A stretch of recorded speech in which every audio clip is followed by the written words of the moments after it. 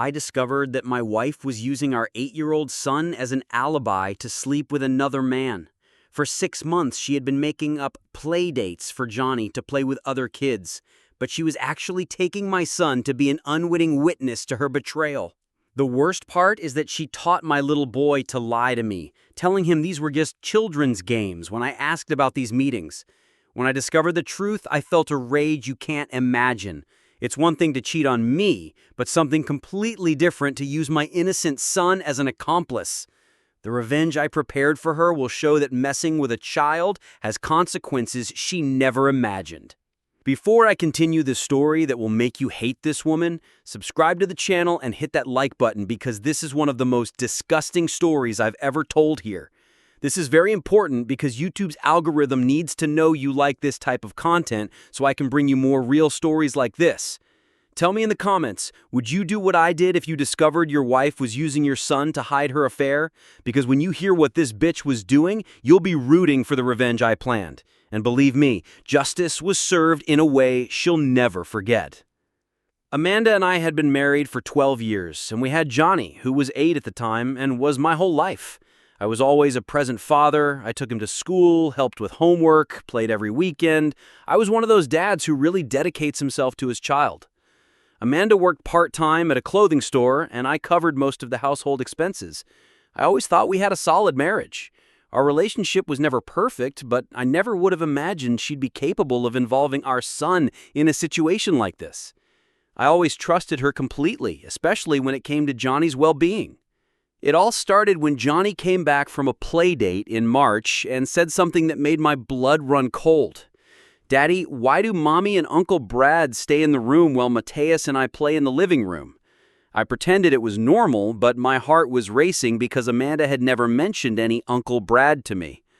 I asked for more details, and he told me he always played with a boy named Mateus while Mommy talked with his father. At that moment, an alarm went off in my head, but I still tried to believe it could be something innocent. But when Amanda came home that night and I asked about Uncle Brad, the look of shock on her face confirmed that something was very wrong. Amanda stammered when I asked about Brad and said he was just a dad she met at school, nothing serious, sometimes the kids play together. The way she avoided my eyes and quickly changed the subject made me even more suspicious. I started paying attention to her schedule. Always on Tuesdays and Thursdays, she'd go out with Johnny saying they were going to different activities, but she never really explained what kind. When I asked for details, she answered vaguely. "Oh, we went to the park, I took him to a party, we met some little friends." Johnny always came back happy, talking about Mateus, but I noticed that Amanda's stories never matched what my son reported. On a Thursday, she forgot her phone at home when she went to work, and I saw a WhatsApp message that turned my world upside down. It was from a contact saved as Brad, School, and it said, "Can Johnny come today? Mateus is excited to play, and I miss you too." The intimacy of the message wasn't from a mom talking about kids. It was clearly from two people who had something beyond friendship. I scrolled up the conversation and saw messages that confirmed my worst suspicion. "Thanks for always being so caring. Johnny didn't suspect anything yesterday. Good thing the kids get along so we have our time." I photographed everything on my phone, but I still needed more evidence before confronting her. I started investigating discreetly who this Brad was and discovered he was a single father of a boy from Johnny's school. I casually asked other parents and found out he had recently divorced and was considered handsome and available by the mothers. One of the mothers even commented, "That Brad is always surrounded by women, especially Amanda. They're always talking at the school gate." My blood boiled when I heard this, because it meant other parents had already noticed something between them. I decided to follow Amanda on the next children's activity to see with my own eyes what really happened at these meetings. I stayed watching from the street for 2 hours, and what I witnessed was one of the most revolting things in my life. The children played in the living room while Amanda and Brad talked in the bedroom. Door closed, curtains drawn, and I could hear intimate laughter coming from inside the house. My son was there, innocent, playing with the lover's son, not knowing he was being used as the perfect disguise. When they came out of the bedroom, I saw through the window that Amanda was fixing her clothes and hair while Brad hugged her from behind. The naturalness with which they acted showed that this had been going on for a long time. It wasn't something new or accidental. When Amanda and Johnny got home, I already had a plan. I took my son for ice cream and, very carefully, started asking questions about the meetings with Mateus. Johnny, in his innocence, told me details that confirmed all my worst fears. Uncle Brad always gives Mommy presents, but she told me not to tell you. Mommy and Uncle stay in his room talking for a long time. She said it's our secret because you might get jealous of her new friend. At that moment, I felt like throwing up. My wife had turned my 8-year-old son into an accomplice to her betrayal, taught him to lie to his own father. But what Johnny told me next was even more shocking and gave me the perfect weapon to destroy Amanda. Johnny continued talking, not realizing he was giving his mother away. "Daddy, why does Mommy cry when you two fight? She's always happy at Uncle Brad's house." He told me that Amanda had been taking him there at least twice a week for months, that the apartment was always arranged as if they lived together, and that Brad called Amanda "my love" when he thought the children weren't listening. The worst part was when Johnny showed me photos on his phone. In one, Amanda and Brad appear hugging on the couch. In another, he's kissing her cheek. My son had unwittingly documented his own mother's betrayal, thinking they were just photos of new friends. That night, after putting Johnny to bed, I sat in the living room mentally organizing all the evidence I had collected. Messages on the phone, witnesses at school, my own observation of the apartment, and especially my son's innocent account confirming everything. Amanda came home late from work with a different perfume and a smile on her face that made me sick. She was clearly coming from a meeting with Brad. When she went to shower, I took her phone and photographed more conversations, including one that said, "Johnny is already used to our routine. He doesn't even ask questions anymore." It was at that moment I made the decision that would change our lives forever. I was going to use all of this to make sure she paid dearly for involving our son in the betrayal, and the revenge I planned would hit her where it would hurt the most. The next day, I hired a private detective to officially document the situation and get evidence that could be used legally. I explained the situation involving my son, and the detective was outraged. He told me that cases where children are used as alibis for adultery are the ones that weigh most heavily against parents in family courts. For a week, the detective followed Amanda and documented everything: schedules, locations, duration of meetings, and especially the fact that she always brought Johnny as a disguise. The photos he got clearly show Amanda entering Brad's apartment with Johnny, the children playing while the adults stayed in the bedroom, and the naturalness with which they acted like a couple. I started investigating Amanda's expenses and discovered a pattern that made me even more outraged. She was using the credit card from our joint account to buy gifts for Brad and treats for their meetings. $500 on expensive lingerie I never saw her wear, $300 on wines we didn't drink at home, $800 on expensive toys for Mateus while saving money on our own son's toys, $400 on romantic dinners when she said she was working. What outraged me most was discovering she spent $1,200 on a weekend at a farm hotel for the children, but Brad's Instagram photos showed it was a romantic getaway for the four of them. Johnny and Mateus were used as a disguise for a couple's trip. Searching the home computer more thoroughly, I found a hidden folder with over 200 photos of Amanda's double life. Photos of her and Brad in intimate situations, always with the children in the background playing innocently. What made me sickest was seeing photos of my son hugging Brad as if he were a father figure, while Amanda smiled beside them as if they were a happy family. There were even photos of Johnny sleeping on Brad's apartment couch while he and Amanda looked like lovebirds in the background. My son was being used not just as an alibi, but as a piece in a sick fantasy where Amanda played happy family with her lover. I talked to Johnny again, this time secretly recording our conversation to have more evidence. What I discovered was even more serious. Amanda was psychologically manipulating my son to accept Brad as a special uncle and even suggesting it would be nice if Uncle Brad lived with us. Johnny told me that Amanda always spoke badly about me around Brad, saying things like, "Your father works too much and doesn't pay attention to us," or "Uncle Brad knows how to treat a family."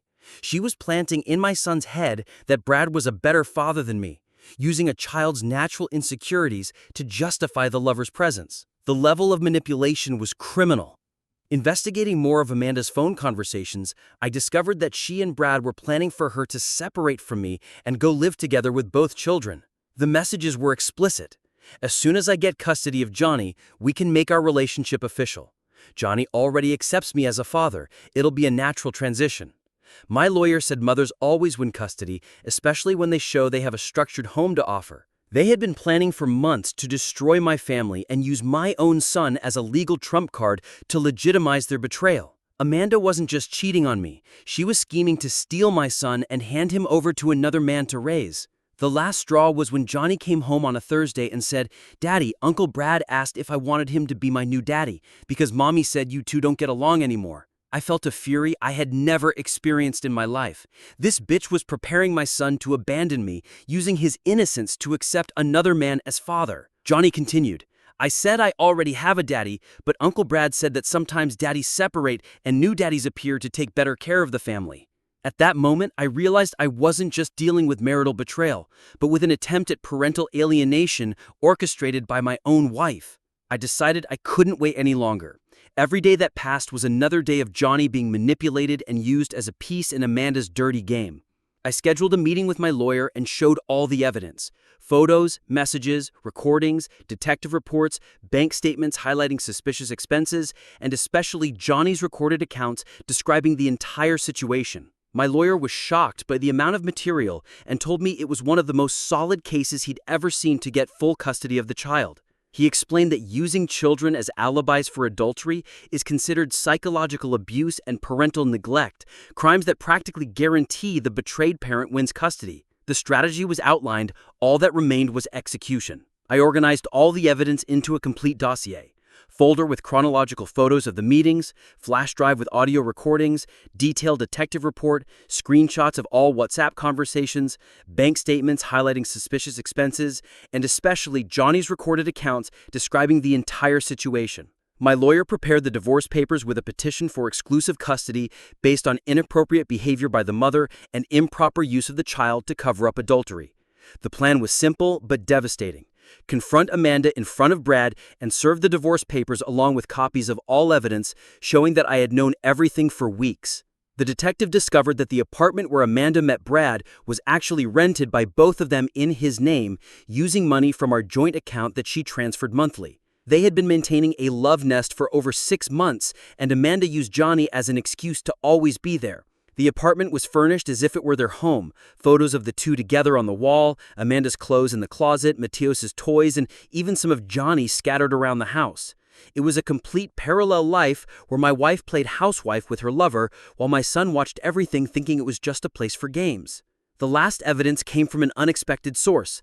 The mother of one of Johnny's classmates came to see me at work to talk to me. She said her son had told her that Johnny always talked about Uncle Brad's house where Mommy is happy, and she was worried about the child's comments. According to her, Johnny had said at school that Mommy and Uncle Brad sleep together when Daddy isn't there, and that soon Uncle Brad will be my new daddy because the current one is no good. The teacher had been alarmed and contacted child services, who were already investigating the situation. I realized that Amanda's manipulation had reached a level where other adults were noticing signs of psychological abuse in my son. With all the evidence in hand and even child services aware of the situation, it was time to act. I scheduled the confrontation for a Friday, exactly at the time Amanda usually took Johnny to Brad's apartment. I coordinated everything. My lawyer would be present, the bailiff to serve the papers, and even a social worker to assess Johnny's well-being during the situation.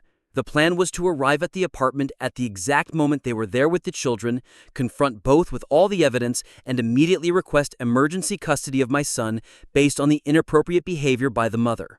On the scheduled Friday at exactly 3 p.m., I rang the apartment doorbell accompanied by my lawyer and the bailiff. Brad opened the door and went white when he saw me. He knew exactly who I was and what that visit meant. Amanda appeared behind him with a look of absolute terror, knowing her castle of lies had collapsed. Johnny ran to me, shouting, "Daddy!" without understanding what was happening, while Mateus hid behind his father. What happened in the next few minutes was the most satisfying revenge of my life, seeing the look of despair on these two cowards when they realized I had known everything for weeks. I looked directly into Amanda's eyes and said, "Now I'm going to ask you one last time. Where were you for the last 2 hours?" She stammered, trying to make up a lie about children's playdate, but I cut her off, showing the photos the detective had taken of her entering the apartment. The look of shock on her face was priceless when she realized she had been investigated for weeks.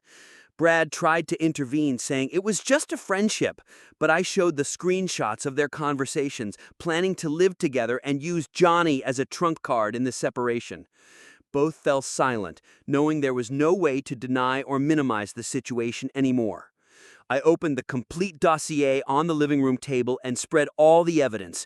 230 photos of you together, recordings of Johnny telling about Mommy's secrets, statements showing $8,500 spent on this farce, and especially confirmation that you used my son as an alibi for this bullshit. Amanda tried to justify herself, saying it wasn't anything planned, but I showed her messages from 6 months ago, planning each meeting and using Johnny as an excuse. Brad remained silent, probably realizing he was screwed not only in the relationship, but potentially in legal matters for participating in a situation of psychological manipulation of a minor. The bailiff served the divorce papers along with the temporary custody order in my favor, based on inappropriate use of the child to cover adultery. Amanda started crying, saying, "You can't take my son from me." But I replied, "You took yourself away from him when you decided to use an 8-year-old child as an accomplice to your betrayal." The bailiff explained that she would have the right to supervised visits until the final judgment, but that Johnny would stay with me immediately.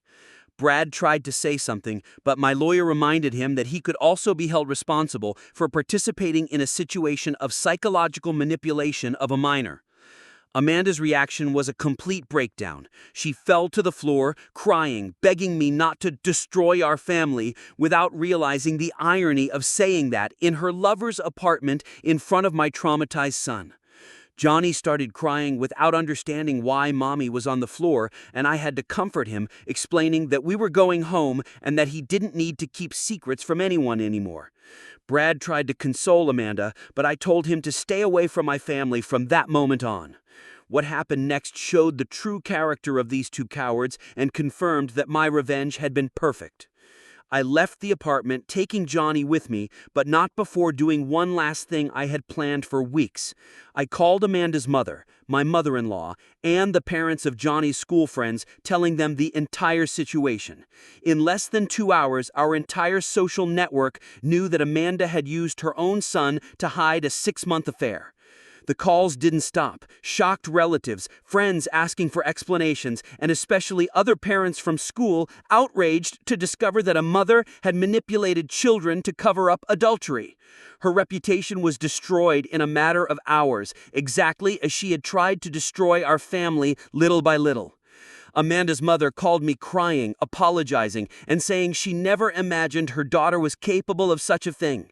She told me that Amanda had lied to the whole family, saying our marriage was terrible and that I was an absent father who didn't care about Johnny.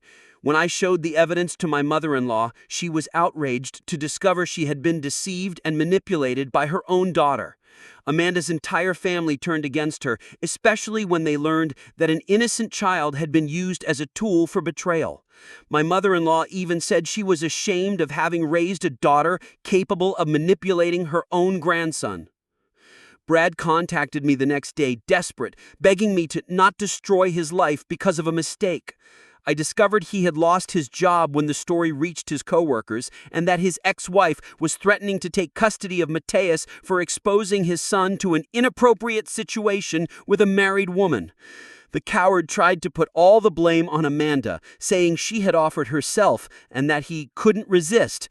but I made it clear that he knew exactly what he was doing when he agreed to use two innocent children as a disguise.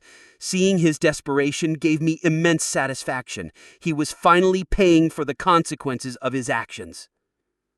Johnny's school called me for an urgent meeting after other parents started commenting about the situation. The principal informed me they had decided to remove Amanda from school activities and events until the legal situation was resolved, as other parents were uncomfortable with her presence. Even more shocking was discovering that Johnny's teacher had noticed behavioral changes in the child in recent weeks. He was more aggressive, constantly talked about secrets, and had made drawings that worried the professionals. The school psychologist confirmed that Johnny showed signs of psychological stress typical of children exposed to inappropriate adult situations. In court, my lawyer presented such a solid case that even the judge was visibly outraged by the situation. The evidence was overwhelming. Chronological photos of the meetings, proven financial expenses, recordings of Johnny describing the manipulation, reports from school professionals confirming signs of psychological abuse, and especially the detective's report documenting the systematic use of the child as an alibi.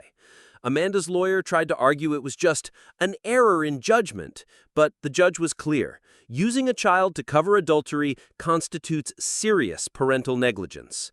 The sentence was quick and definitive. I won exclusive custody of Johnny, with Amanda having the right only to supervised weekend visits. The judge determined she would pay child support to me, since I would have total responsibility for the child, and would also have to pay for psychological therapy for Johnny to deal with the trauma of manipulation. Even more satisfying was seeing that she had to return all $8,500 she spent on Brad using our money, plus pay court costs and my private detective's fees. The new life she had planned became an expensive bill she'll be paying for years to come. Amanda tried to rebuild her life with Brad, but discovered that the social consequences of betrayal involving a child are devastating. She lost practically all her friendships, was fired from the store where she worked when the story reached her boss's ears, and even her own family keeps their distance. Brad also couldn't withstand the pressure. He lost custody of his own son, was fired, and in the end, abandoned Amanda when he realized she had become too big a social problem. The relationship they built at the expense of manipulating my son lasted less than 2 months after being exposed. Seeing Amanda begging for a second chance, alone, unemployed, without her lover, without friends, and especially without my son, gave me the most complete sense of justice I've ever felt in my life. She tried to contact me several times asking to talk like adults, but I made it clear that a woman capable of using her own son as an accomplice to betrayal doesn't deserve my presence, let alone my consideration. Johnny, after some therapy sessions, began to understand that he had done nothing wrong and that keeping Mommy's secrets wasn't his responsibility. But what I discovered about her future plans was even more shocking and confirmed that my revenge had not only been just, but necessary. 3 months after the trial, Amanda had literally lost everything she had built in life: job, friends, family, lover, and especially her own son's trust. She tried to get close to Johnny during supervised visits, but he had developed a natural distrust of her after discovering he had been manipulated. The psychologist explained to me that children who go through this type of trauma have difficulty trusting the parent who used them again, and Johnny clearly preferred to stay with me. Amanda cried at every visit, begging her son's forgiveness, but the psychological damage she caused can't be fixed with tears. Seeing her reap exactly what she sowed was proof that justice sometimes works perfectly. A year later, Amanda's life became complete chaos, from which she never managed to recover. She had to move to another city because she couldn't find work. All employers in the area knew the story through the gossip network she herself helped create when she used Johnny as an alibi. Brad had completely disappeared, leaving her alone to deal with the legal and social consequences of what they did together. The most ironic part is that she tried to sue him for emotional abandonment, but discovered that a man who participates in betrayal involving a child has no legal obligation to the betrayer. Johnny, on the other hand, flourished under my exclusive care. Without the psychological confusion of his manipulative mother, he returned to being a normal, happy child.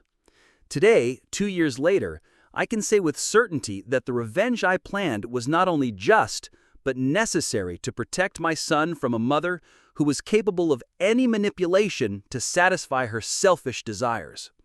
Amanda learned the hard way that messing with an innocent child has devastating and permanent consequences.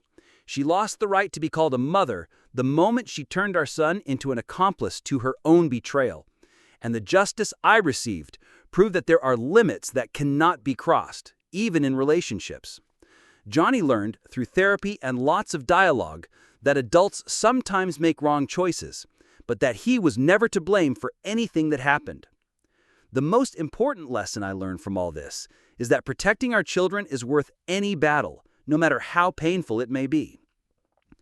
If you made it this far, you're probably feeling the same sense of justice I felt when I saw Amanda paying for every lie, every manipulation, every time she used our son as a tool for her betrayal.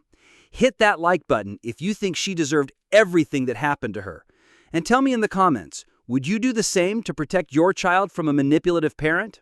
Subscribe to the channel because I have several other stories of betrayal and revenge that will blow your mind, including one about a man who discovered his wife was pregnant by her lover and pretended not to know until the day of birth to execute the most devastating revenge you've ever seen. Amanda today lives alone, without money, without steady work, and especially without the trust of the son she destroyed out of pure selfishness, while Johnny and I built a happy life away from her lies and manipulations. And believe me, this wasn't even the worst revenge I have ever executed. Wait until you see what I did to my brother when I discovered he was trying to steal my inheritance using fake documents.